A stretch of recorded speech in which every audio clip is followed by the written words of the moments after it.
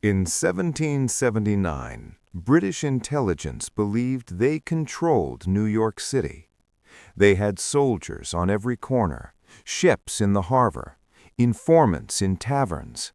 And yet, a hidden American spy network was reading their plans almost in real time. So how did the Culper network outsmart the most powerful empire on Earth? Welcome back to the Spy Codex, where we uncover the real intelligence wars that shaped history.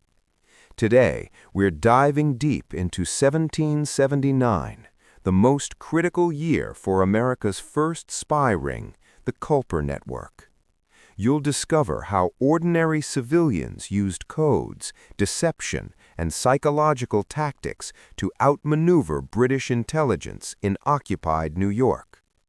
If you're fascinated by hidden history and real spycraft, make sure to like, subscribe, and let's step into the shadows. Section 1. The Intelligence War in 1779. By 1779, the American Revolution had reached a dangerous stalemate. The British Army held New York City firmly. It was their headquarters in North America. From there, they launched naval operations, managed supply chains, and coordinated loyalist networks. But here's what made 1779 different. The war was no longer just about muskets and battle lines. It was about information.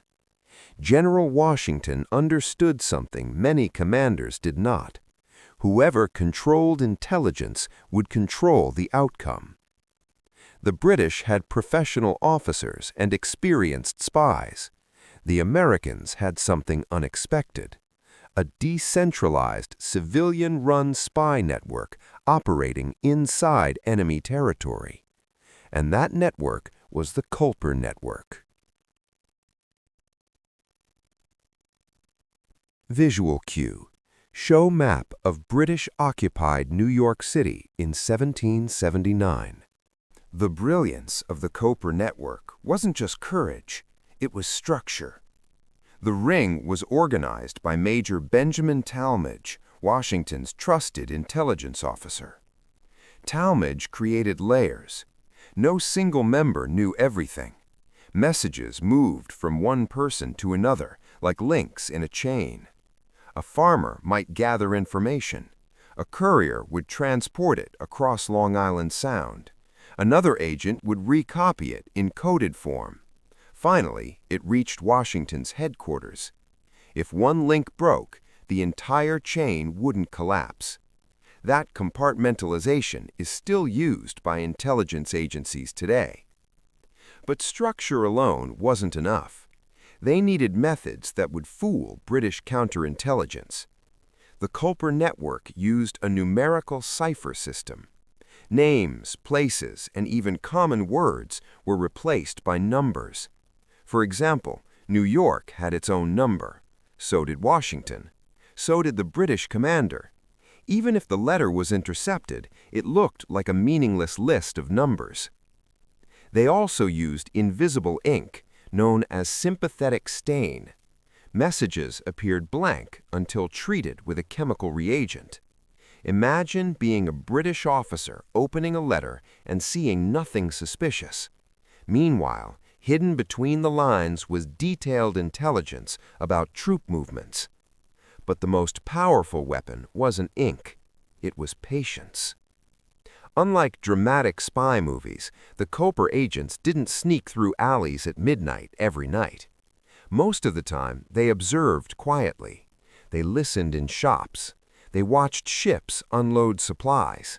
They noted changes in British patrol patterns. One key figure operated under the alias Culper Jr. He gathered shipping intelligence from the busy New York docks.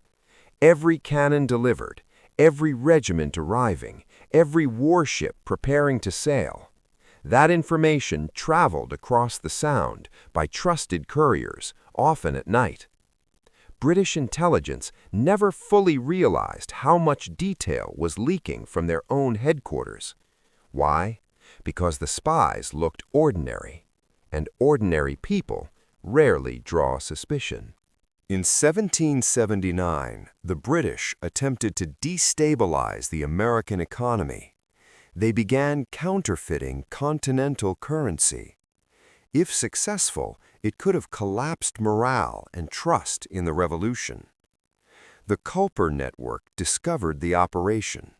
They reported printing locations, quantities, and distribution routes. Washington acted quickly.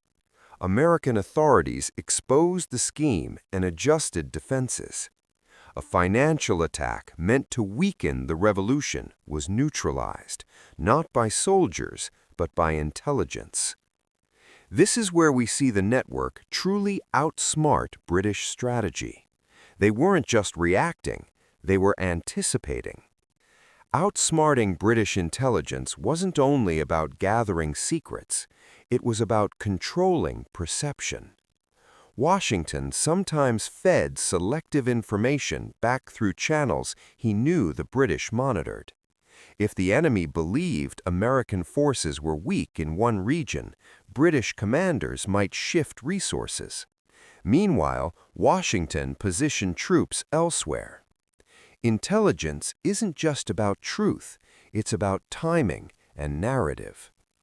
The Culper Network allowed Washington to see clearly, and sometimes to let the British see what he wanted them to see. That subtle manipulation changed strategic decisions in 1779. The British still had power, but they no longer had informational dominance. So why didn't British intelligence shut the network down? First, they underestimated civilian resistance. Second, the compartmentalized structure prevented exposure. Third, the use of codes and invisible ink left little physical evidence. And finally, the Culper agents blended into daily life. They were not professional spies trained in Europe. They were merchants, farmers, and sailors defending their future quietly. That made them nearly invisible. In 1779, the Culper Network didn't win a famous battlefield victory. They achieved something more powerful. They shifted the intelligence balance of the war. Through structure, codes, patience, and psychological strategy, they outsmarted British intelligence at the height of its power. Their success reminds us that wars are often decided long before the first shot is fired. They're decided in silence. If you enjoyed this deep dive into Revolutionary War espionage, subscribe to the Spy Codex for more hidden intelligence stories. Comment below. Do you think modern intelligence agencies still use similar tactics today? And in our next episode, we'll uncover the spy who nearly exposed the entire Culper network.